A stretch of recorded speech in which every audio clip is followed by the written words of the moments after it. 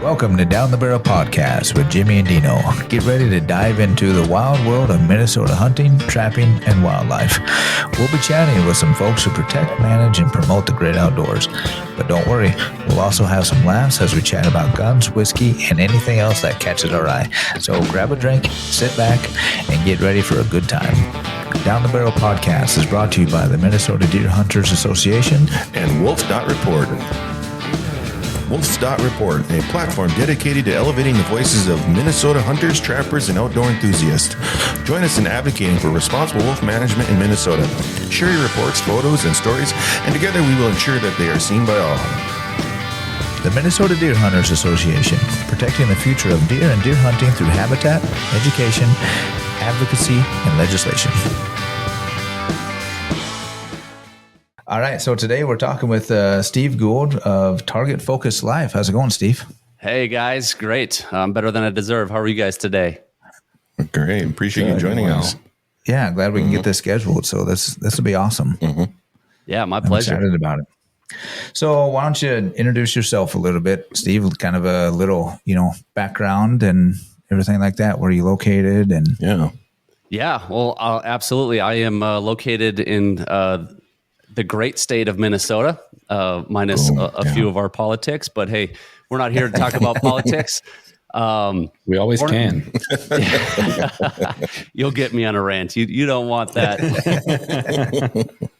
Born and raised right here in Minnesota. I grew up in a small town, Long Prairie. You've probably heard it, right off of US 71. And didn't grow up hunting and shooting, believe it or not. And now, fast forward many years, I get to make a living shooting. Not so much the hunting side, that's still a passion, but shooting has been my living for the last 14 years or so. And it's kind of an interesting journey on how to get there. I don't know if we want to get into that at some point or not, but I run a brand called Target Focus Life. We put out weekly YouTube videos and blog posts and social media posts, all really pertaining to shotgunning and wing shooting. Our goal is to help people in their pursuit of the shotgunning and wing shooting sports. And so we do a lot of shotgun reviews, tutorials on shooting, a little redneck science, testing different things, such as we just put out a video this spring. I don't remember what it was titled, but it was something about how far can a 12 gauge kill a turkey? And we have some fun playing with stuff like that because, as hunters, you often do have questions.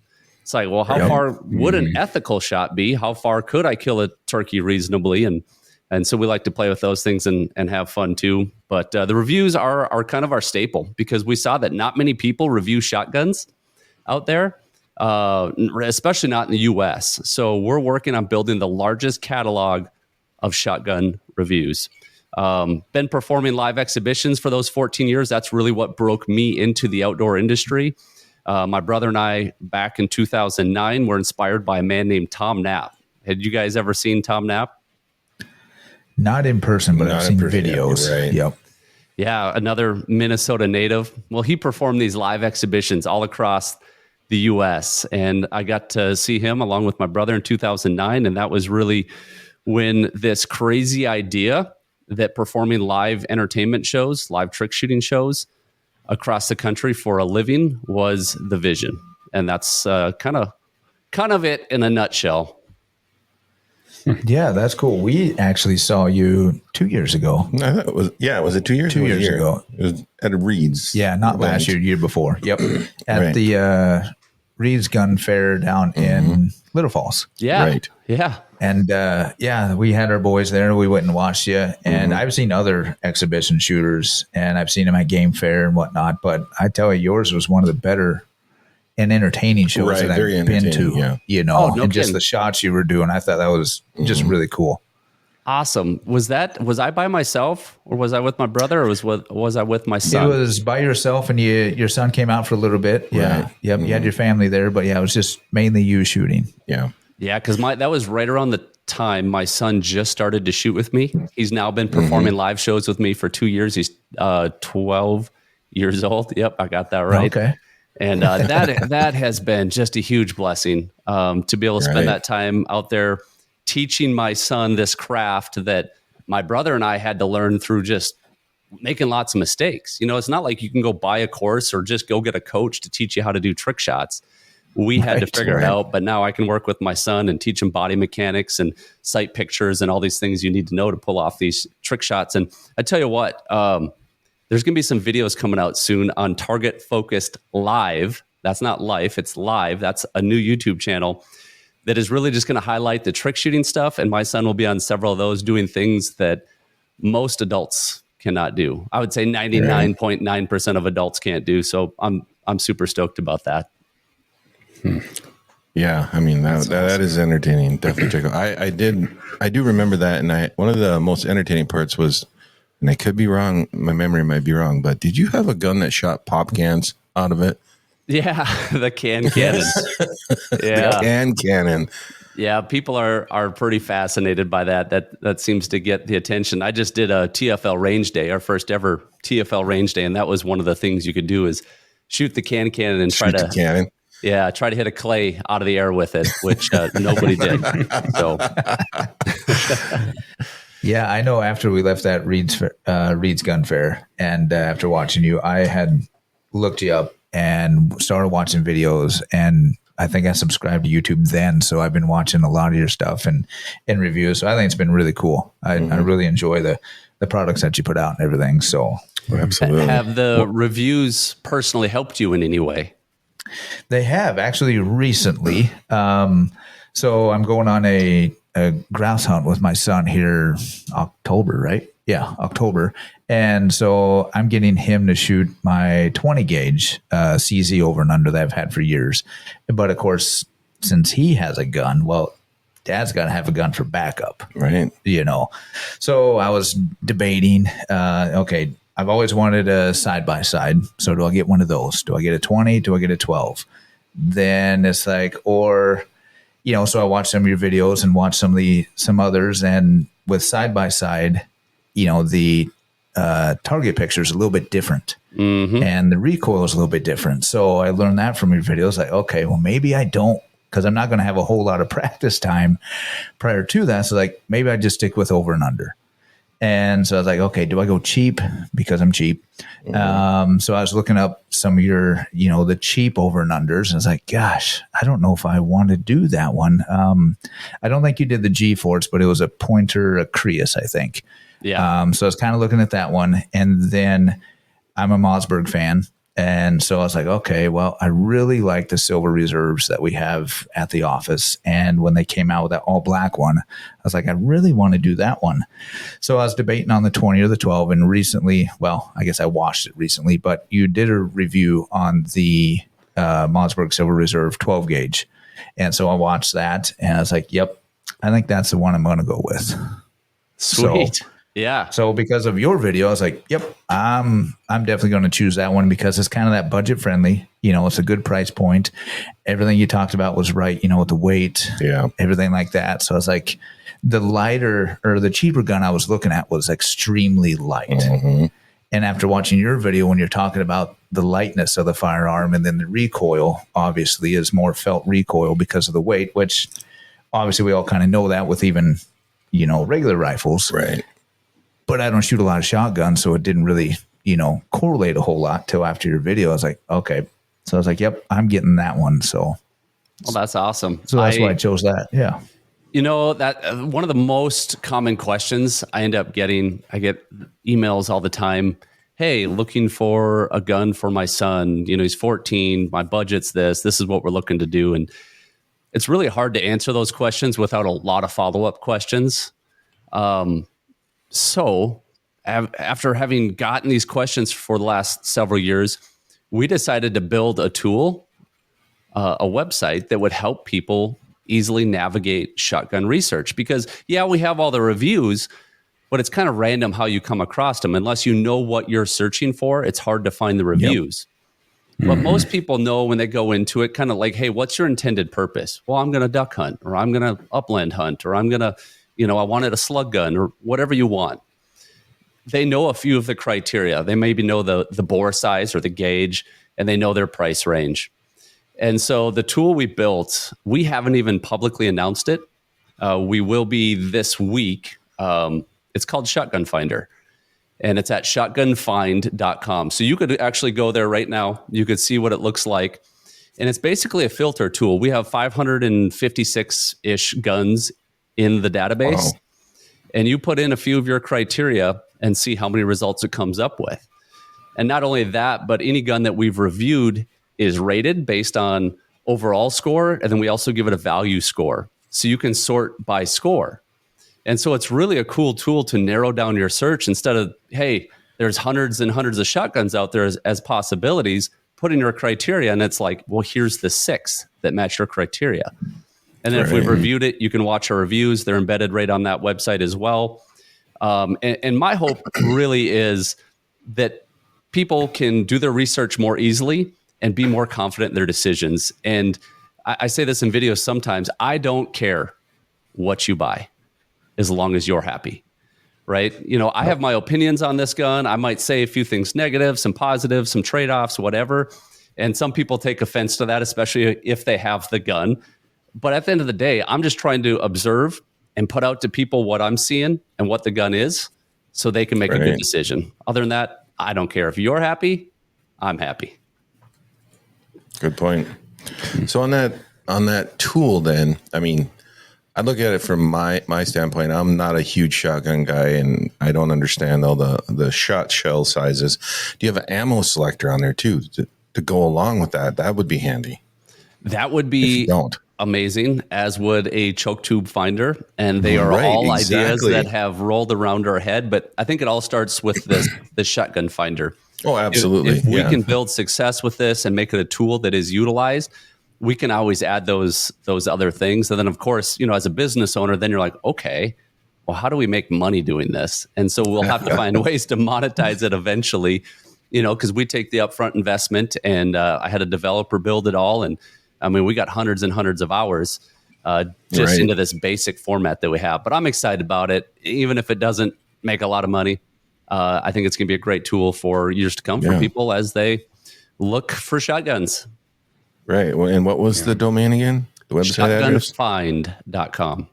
Shotgunfind.com. We'll definitely check it out. Yeah, it is. Yeah. I'm looking at it right. It's really cool. It's got great pics and everything. Yeah, definitely something to look into. No doubt. Yeah, we'll put a link on there for sure. Yeah, I appreciate it. Yeah, I know one thing when I've been watching a lot of videos, what I like is you talk about, you know, the length of pull and the weight and all of the size of the shotguns. And it's like, that is really neat, because I know in one video, most people don't understand any of that. I don't. Right. It's like, I just kind of hold it up. Yeah, it feels pretty decent, you know, but I don't know. I just grab a shotgun off the shelf and this one's a shotgun. Yep. It'll work for me, you know? So, that is exactly really how most rifle and pistol shooters approach shotguns and just people beginning the journey. But I will tell you that fit with a shotgun is more important than rifles, pistols, period. And the reason being, you don't have sights on a shotgun. Your rear sight is your eye. And so if that gun doesn't fit you right and you can't mount it consistently in the right spots, you have the right visual cues for your brain to give you the hand-eye coordination you need, it's going to be frustrating. And that's one of the biggest reasons people miss. 2 reasons.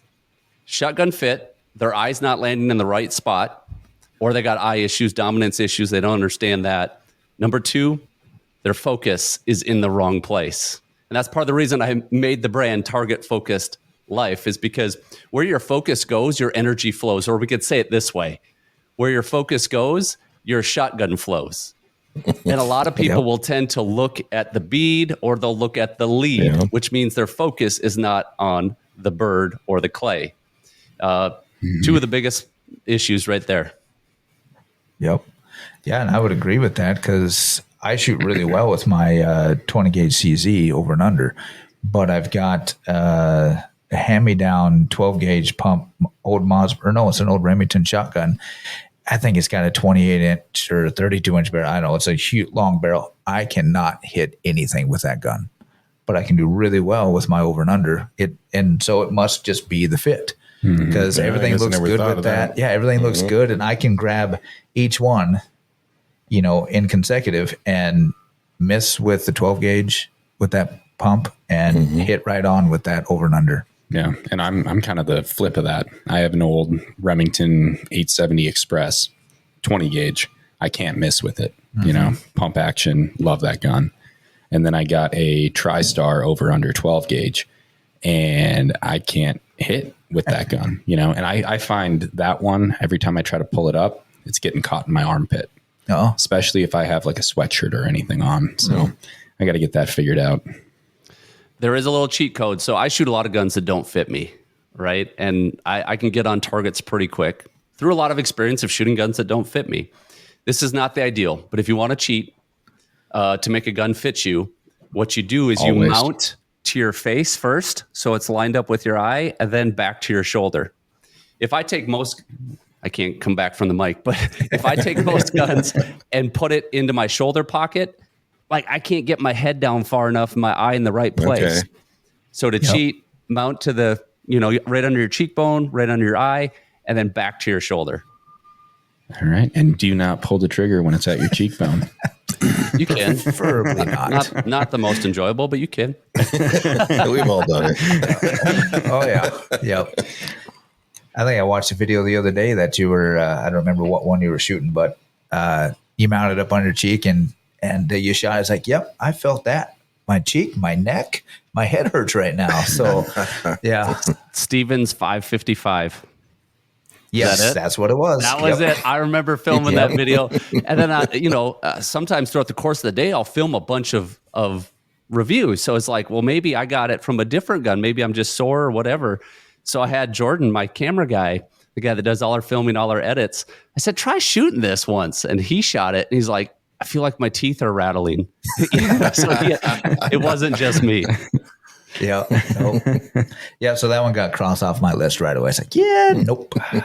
So yeah, if you look at the Shotgun Finder, I have I have the full video up there that you can watch, but I also have like just a paragraph quick take of our review. And if Stevens sees that, they might not like it, because generally I don't bash guns. I just like to point out what I'm observing. But in that one, I said, hey, if you got the budget and there's other guns you might want to consider. Unless you got good dental. Yeah, right. So what did you decide on then, Dean? Was it the Mossberg? Yep, the Mossberg Silver Reserve, the all black. I think I was handling that the other day. That was a good feeling gun. Because I got it, I ordered it, I got it, and I was like, yep, this is the gun. Because I've got the nice CZ. It's got nice wood and silver receiver, and it's a gorgeous gun. And I was like, I already have that. I want something different. And I like Mossberg, and I like the all black version. So I was excited. Right. So I don't have it quite yet, but it's behind my door. It's going to follow you. It's going to follow me home one of these days. Awesome. So, well, before we move on, I've got to go back, and I'm not trying to take views from your video here, but I need to know, how far can a 12 gauge shotgun kill a turkey? Oh no. And what loads are we talking, like a 3-inch TSS and an extra full choke? You were really putting me on the spot here. If you really want to know the distance, you're going to have to. People will email me all the time and ask these questions about specific guns. And it's like, I don't have it cataloged 100% in my brain. Right. I go back and I rewatch my videos. It's like, what did I say in the moment when I was doing this? Right. I believe, yes, we tested TSS, because that's going to have your furthest effective distance. Your tungsten shot is way more dense than lead. And I think we maybe tested a couple different loads, I believe. Don't quote me on this. Go watch the video if you're listening. But I believe what I found in that video is we got out to about 70. And beyond that, it became more about pattern performance than it was about penetration. But I think you get around 80, 90, and your penetration is dropping off pretty dramatically. So then you're having both penetration potential issues and pattern performance, because no matter how good the shot is, if your pattern's blown up and you're only getting a few shots on the turkey, that's not good, even if you have the penetration. And we referenced a study by, I believe it was Tom Raster, I want to say, where he did an extensive study shooting live turkeys. I think they got a bunch of farm raised turkeys and they shot them with a series of loads. And then they looked at how many pellets would it take in the vertebrae and head area to kill a turkey so that they were incapacitated within just a few seconds. And they had different categories of shots, like did it run, did it whatever. So we reference that in the video. So it is redneck, but it has, someone else's science behind it. So it was a pretty good video, pretty catchy. And it's been one of our top videos of the year, actually, within the top 10. All right. So beyond 70 yards, you better be pretty good with a slug. With a slug. I don't think that's legal in Minnesota, is it? It's not legal. I don't think so. Yeah, no slugs in Minnesota. Not for turkeys. So, how many shows do you travel around for your exhibition a year? Do you travel quite a bit? Or? I've really reduced it, to be honest with you. When my brother and I were doing it, it was 20 to 30 events a year, and that was spring through fall primarily. Wow. So it was a pretty busy schedule. Ended up being gone a lot, missed a lot of things in life. And as my kids got older, I just decided I didn't want to travel as much. I was really missing things at home, and I after COVID really enjoy being home. That's kind of weird. But I got an 80-acre property, and I'll just be honest with you. My perfect evening is spending some time with the family, getting out in the tractor a little bit, moving dirt piles, just stuff out on the property that doesn't seem all that exciting, but it's I call it tractor therapy. It's exciting. It's good stuff. Yep. Yeah. So what kind of tractor you got? I have a John Deere 4056. Yeah. Okay. Ooh, there you go. And nice. I just got it in January, got 100 hours on it already, so I find all sorts of stuff to do. No doubt. But now I'm down to about 10 shows a year. That's kind of my goal and my limit. So I'll start turning down shows if we get above 10. And if you have too many requests and you can't do them all, it's very easy. Just keep raising the price until you don't get so many requests. So it's been you kind of go all over because you have shows in Texas, Nebraska, all over, right? Yeah. Yep. Yeah, basically, people say, well, what's it take to get you at an event? And I say a safe place to shoot and a paycheck. That's really, really all it is. It's very, very simple. Yep. Yeah, that's pretty cool. I really enjoyed the show. So yeah, it was a good time. The boys really liked it too. Yeah, they really did. So Reeds, you do a lot with Reeds. They're one of your main sponsors, your partner, I guess. Yep. Mm-hmm. Yeah, it's kind of a cool story how Reeds came about. I've known the Reeds crew for quite a while. Been doing the Rice Creek Gun Fair out there in Little Falls, as you referenced, for a lot of years. And we used to be sponsored by Bass Pro back in the day.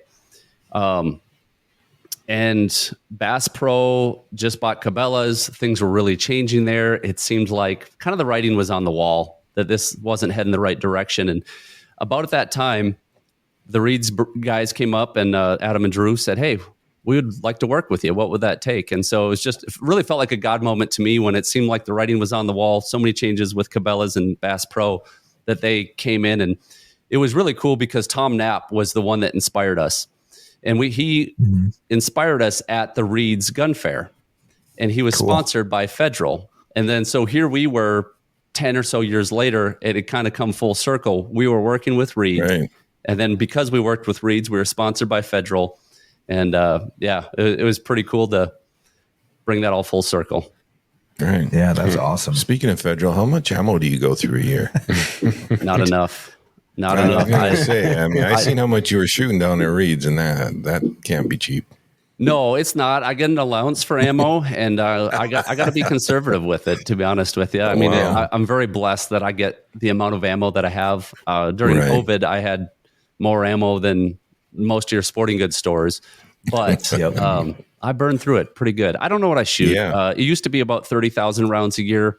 It's probably less than that now because I'm primarily shooting on videos these days, less exhibition practice, where you go out and do an exhibition, you can burn through 250 shells in an hour. Right. Yeah, right. So with the shotguns you reviewed, do you get to keep some of those, or are those just, for your reviews, or what's the percentage of keep? How many do you have? All depends where it comes from. In the early days of Target Focus life, I would get them on loan from Reeds. And then there would be a sad day towards the end of the year where I'd have to bring 20 of them back. So my safe room had all these shotguns and then just 20 disappear, which was always a sad day. Yeah. That would be sad. Once a gun hits my safe room, even if I don't love it, I kind of want it to stay. I got an emotion. Right. This might be weird to some listeners, but I got an emotional attachment to that gun. We've been through a lot together.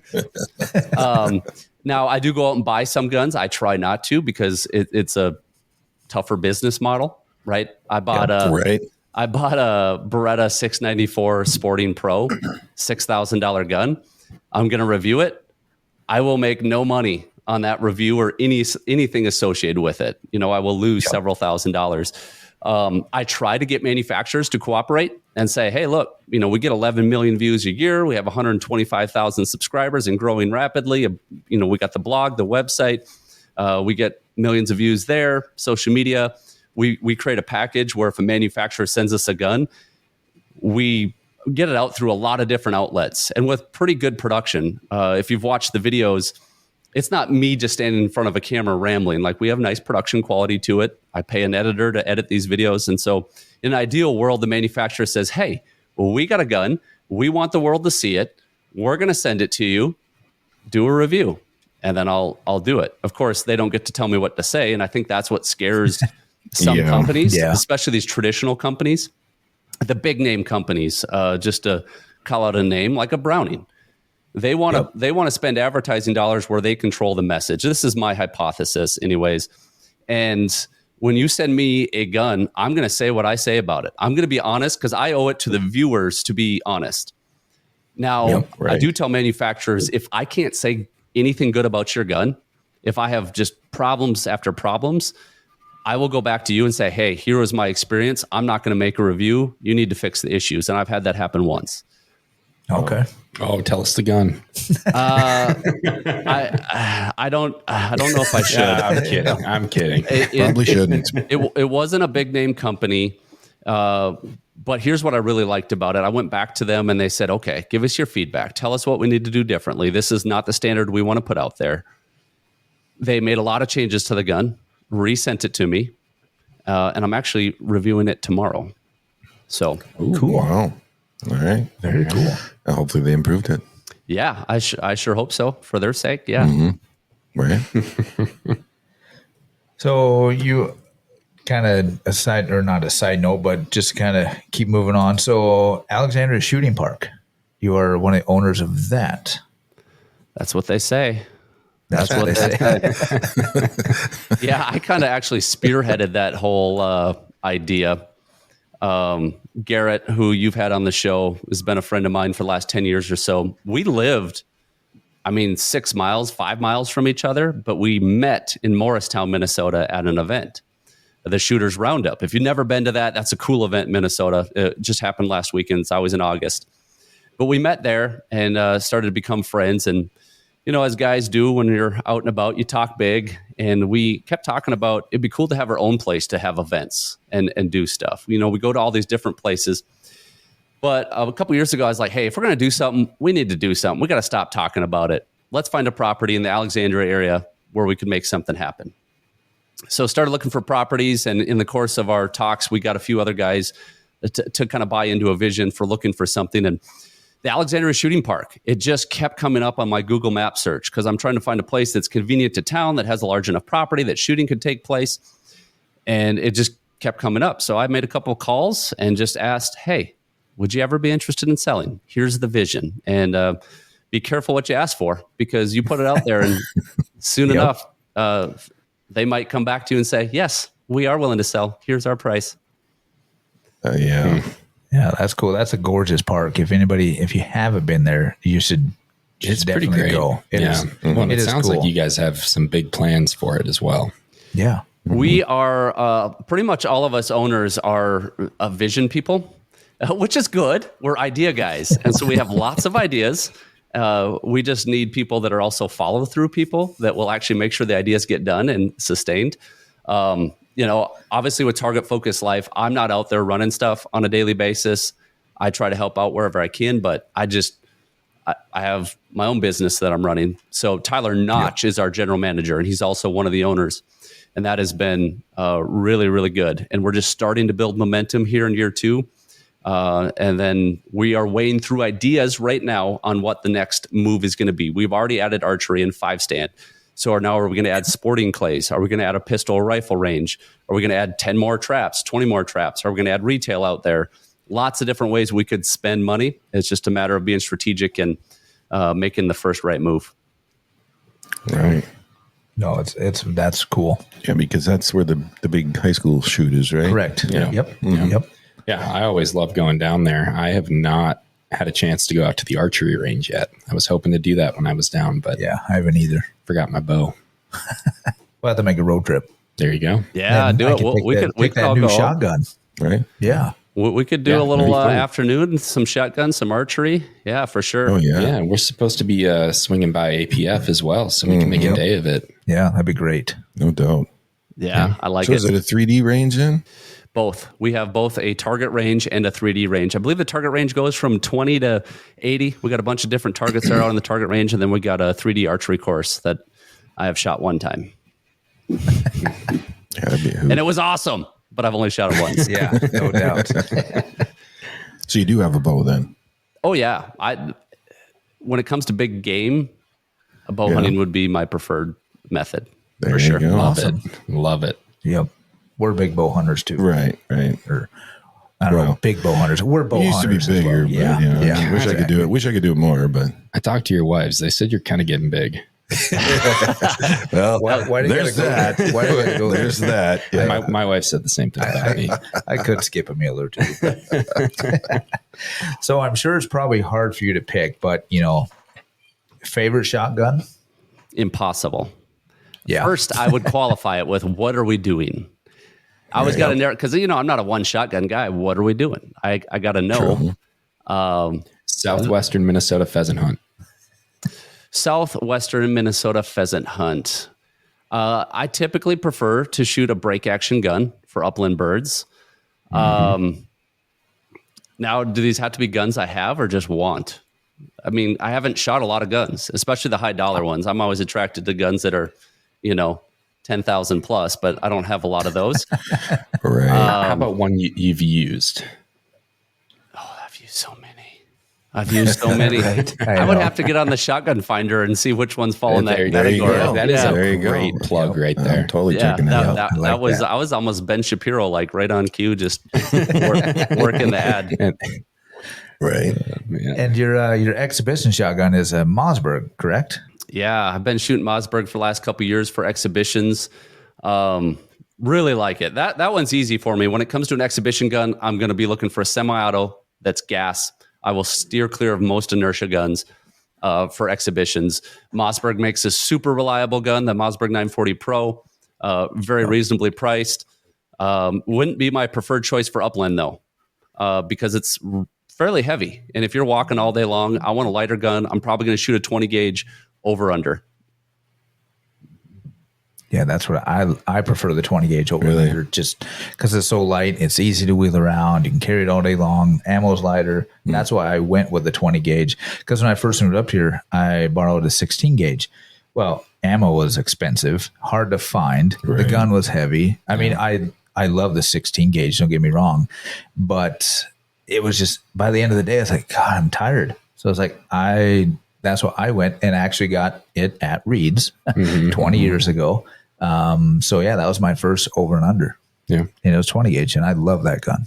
All right, I got it. I got the answer. It came to me. Oh, perfect. Yep. Okay, here we go. It is Upland Gun Company, based out of Minnesota, actually, manufactured in Italy by RFM. I just got it this spring. It is called the Venus. I have it in a 20 and 28 gauge barrel sets. It's a straight English stock, double trigger, splintered forend, that real traditional English style gun. Total custom to me. The stock is custom made. I took that out to the Minnesota State Sporting Clays shoot at Hunts Point near Nisswa, Pequot Lakes, I think it actually is. Just this past weekend, I shot a 28 gauge event with it just to practice for the upcoming, because I'm going to be hunting grouse this year with it, and I'll probably do a pheasant hunt with it this year. So I'm looking forward to that. I think I watched the video. You did a video on that not that long ago when you received it. Yep. I watched that video a few nights ago. That was a gorgeous gun. Yeah, I'm super stoked about it. And gun for the money, to get a custom stocked gun, I spent more than $5,000, or my gun was more than $5,000. I didn't spend it, but their guns start at like $2,500 to $3,000 for custom stocked. Now, if you want different engraving, color case hardening, you want a picture of your dog on there, you can upgrade your wood. You can do lots of things to make it more expensive. But I want to say my barrel set, I might be misspeaking, but I want to say my setup is $8,000-9,000. Mm-hmm. So and that's very reasonable for the type of gun that I got that was custom stocked for me. Yeah. That's awesome. Yeah, that thing was gorgeous. You definitely got to watch that video. Oh, I will be. Yeah, I know what I'm doing once the kids go to bed tonight. Right? Well, after kids are going to bed, I'm changing my oil and then I'm watching this. So, and in all your travels and everything, you've met a lot of celebrities, obviously. And I know one of the videos I've watched was, the speed shooting with the Mikulicks. Yeah. That was pretty cool.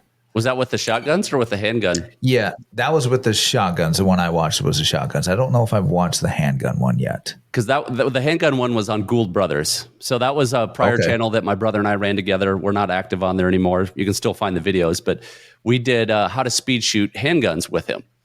And that video did extremely well. The guy has a wealth of knowledge, very genuine, very easy to get along with. And it's one of those cool things that, in fact, I got a picture. You can't see it, but it's just around the corner here in my office of Jerry and Lena and Kay Michalik.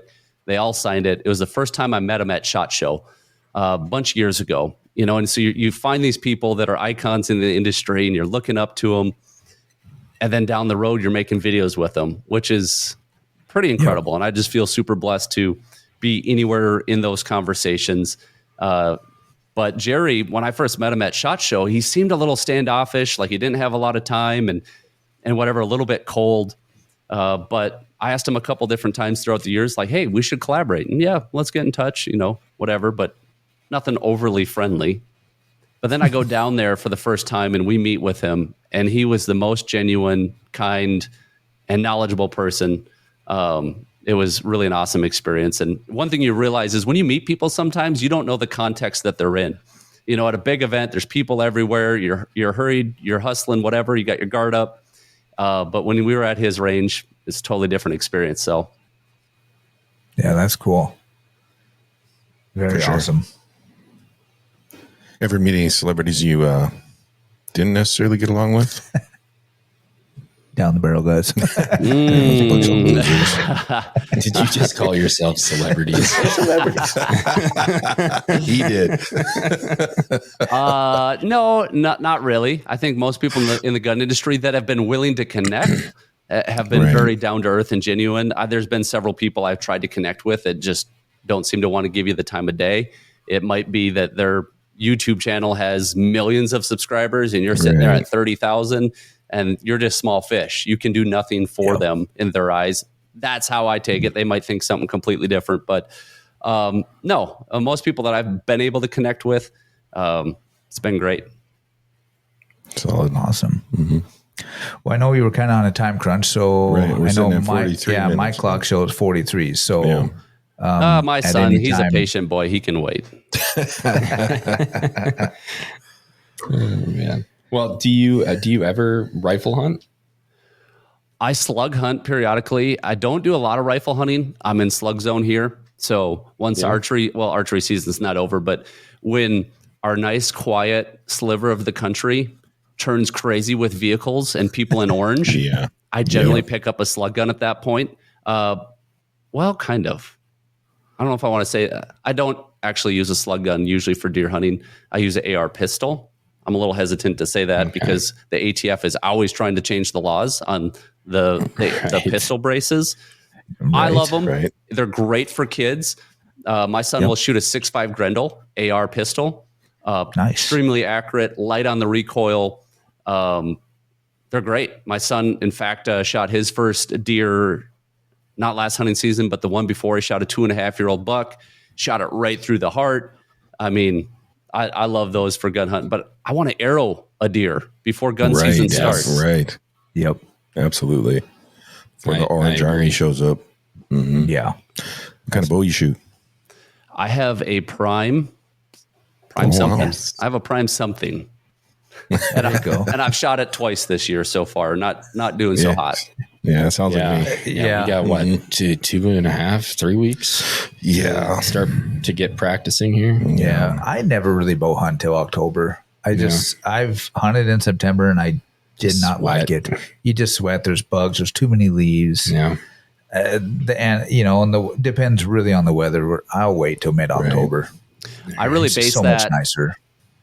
That weather-wise, yes. If there's a lot of bugs and it's hot, it's not very enjoyable. But I base it primarily on: do I have a targeted buck that is consistently showing up on a food source? If the answer is no, if he's showing up once every 3 weeks, I'm not going to push it and try to get out there and burn out stands and sit in the heat and the bugs. Right. But if they're on food and they're patternable, I mean, it's a good reason for that. Otherwise, a lot of the bucks on my property, I only have an 80-acre piece, and it seems like to get them in the open, anywhere where you can shoot them anyways, during daylight is tough until the rut. And even then it's tough, but they slip out. But I primarily got deer at night that I wish we could use thermals on, but I guess you can't do that either. No. Yeah, it's one of those things. I hope nobody listens to this podcast. They're going to put me on some type of list. Oh, trust me, we're already on plenty of lists. Yeah, so. yeah. Did we not disclose the fact that we're ATF agents? Yeah. Secretly, yep. Right. I'm sure I'm already on their list. Yeah. More than likely. Yeah, you and me both. Without a doubt. Oh, man. No, that's pretty cool. So, favorite caliber to shoot? I mean, obviously you shot them all. I suppose it depends on what you're using or, what you're hunting, I guess. Yeah. It depends what I'm pursuing, but really all of them. I think 20 gauge is a pretty sweet spot where you got a pretty good load yet. And they're nothing's reasonably priced, but relatively speaking, they're more affordable than other rounds. I like 16 gauge. It's just you're talking so much more expense on 16 gauge, harder to find. 28s are a lot of fun. I really like shooting 28 gauge. I'm going to try that on some grouse this year. And clay targets, they're pretty fun if the targets aren't too far out there. 10 gauge is one I don't shoot. I have 0 10 gauges. I'm not really itching to get one. I should have one or two, just to have them. But yeah. And I steer clear of 3.5 inch most of the time. Yeah, I think I would too. As much as you shoot, probably a good idea. Well, I just got that new turkey gun. Yeah, it's a 20 gauge, but you put the Magnum turkey loads in there. That thing kicks harder than any 12 gauge I've ever shot. And it's a light single shot. Is light, but what gun is that? That thing hurts, man. Oh, what did I get? Stevens 301. Stevens 301. That's right. The tooth shaker? No, that was a 5.55. Oh, over and under. The 301's a pump though, right?